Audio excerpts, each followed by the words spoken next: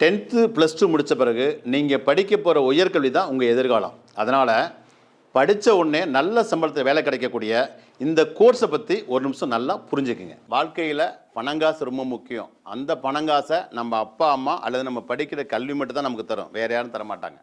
அதனால் நீங்கள் உங்கள் உயர்கல்வியை தேர்ந்தெடுக்கும் போது அவங்க சொன்னாங்க இவங்க சொன்னாங்கன்னு ஏனோ தானானோ ஒரு வழக்கமான கல்வியை தேர்ந்தெடுக்காமல் எதை படித்தா படிக்கும்போதே வேலை, கௌரவமான வேலை, அது நல்ல சம்பளத்தில் வேலை கிடைக்குதோ அப்படி ஒரு உயர்கல்வியை தெளிவாக தெரிஞ்சு புரிஞ்சு தேர்ந்தெடுத்து படிங்க.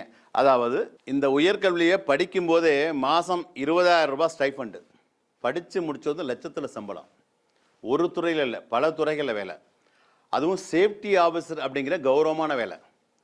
குறைவான மார்க் எடுத்தால் கூட இதை படிக்கலாம்.